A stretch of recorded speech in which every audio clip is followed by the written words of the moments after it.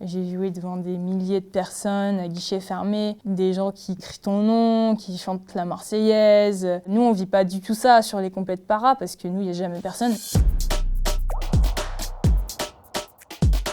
Je m'appelle Milena, j'ai 27 ans, je suis athlète de haut niveau en para-badminton. J'ai commencé par le foot, étant petite. Après, j'ai fait du tennis, j'ai joué à assez bon niveau, j'étais en sport-études, puis du badminton aussi. J'aime vraiment énormément la compétition depuis que je suis toute petite. Maintenant, pouvoir faire de la compétition à l'international et que ce soit devenu mon métier et que du coup je fasse ça tous les jours et que tout mon quotidien soit tourné vers le sport, c'est vraiment incroyable, quoi. C'est assez indescriptible, ce plaisir de gagner. Vraiment, ça me fait des papillons dans le ventre, quoi. Parce que étant petite, le mental, c'était vraiment mon point faible. Dès que je perdais un point, je m'énervais, j'arrivais pas du tout à gérer cette frustration de pas réussir. Et j'ai fait un gros travail mental. Aujourd'hui, c'est devenu mon point fort. Ce qui a beaucoup aidé, c'est quand j'ai eu des réponses dans ma vie personnelle, parce qu'en fait, je suis autiste et j'ai été diagnostiquée assez tard, à la fin de l'adolescence, à 18 ans. Je pouvais pas vraiment vivre en étant moi-même parce que on masque beaucoup quand on est autiste et surtout quand on le sait pas et qu'on n'a pas le diagnostic. Donc c'est un peu comme si toute la frustration de mon quotidien ressortait sur le terrain. Avoir mon diagnostic d'autisme, je pense que ça a énormément joué dans cet aspect mental.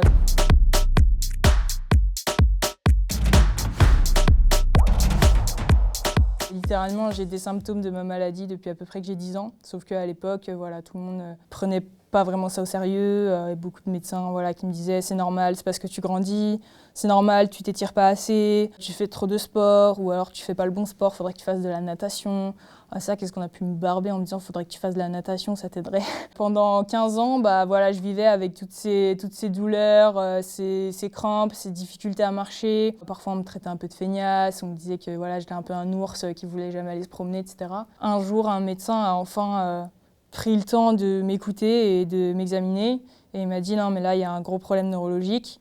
Donc lui, il prenait un peu des pincettes parce que forcément, annoncer ça à quelqu'un qui a 25 ans, c'est pas c'est un peu délicat. Et sauf que moi, du moment où on m'a dit qu'il y avait un souci neuro à ce niveau-là, ça a été le plus beau jour de ma vie parce que je me suis dit « ok, en fait, je suis pas folle depuis tout ce temps.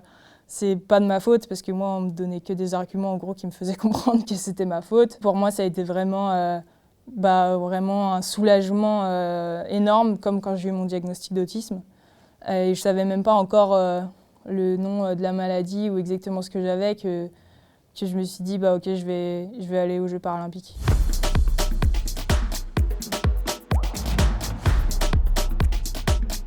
Les Jeux olympiques, c'était mon rêve de gosse. Quand j'étais petite et que je faisais du tennis en sport-études, moi je rêvais que d'une chose, c'était d'être pro, c'était de faire Roland-Garros, c'était de faire les Jeux olympiques, de chanter la Marseillaise sur un podium. Ça vraiment, c'était mon rêve de gosse. Et en fait, quand j'ai pas pu, parce que forcément, quand on est autiste mais qu'on le sait pas, quand on a une maladie neuro mais qu'on le sait pas, performer à haut niveau avec des valides, en fait, c'est très compliqué. Moi, à un moment donné, le tennis, j'ai pas pu aller plus haut. J'ai su que je serais jamais pro. Et pour moi, ça a été le plus grand drame de ma vie. J'ai été tellement triste, ça a été tellement dur, j'ai mis tellement de temps à tourner la page que du coup, le jour où on me dit que j'ai potentiellement une maladie neuro et que en fait, j'ai un handicap moteur, je me dis directement, je vais pouvoir faire les Jeux paralympiques et je vais pouvoir réaliser mon rêve de gosse.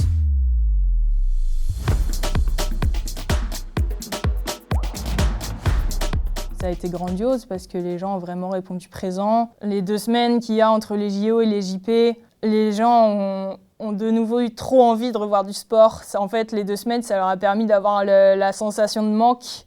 Et du coup, quand les Jeux paralympiques ont commencé, les gens étaient vraiment archi taquets et avaient trop hâte que ça démarre et tout. Donc, il y a eu un engouement énorme. Nous, la salle, elle était pleine.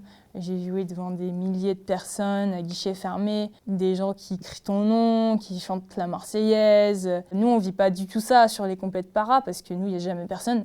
Au mieux, il y a quelques enfants parce que les écoles viennent voir un match de para-badminton en sortie scolaire. Et là, on était vraiment dans la cour des grands, donc c'était vraiment incroyable.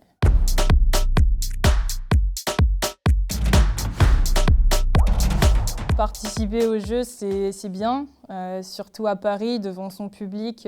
C'est unique et c'était une chance incroyable. Maintenant, revenir des Jeux avec une médaille d'or, c'est encore mieux. Ouais, il y a évidemment toujours le rêve de médaille à Los Angeles. L'objectif numéro 1 maintenant, c'est de pouvoir être championne paralympique.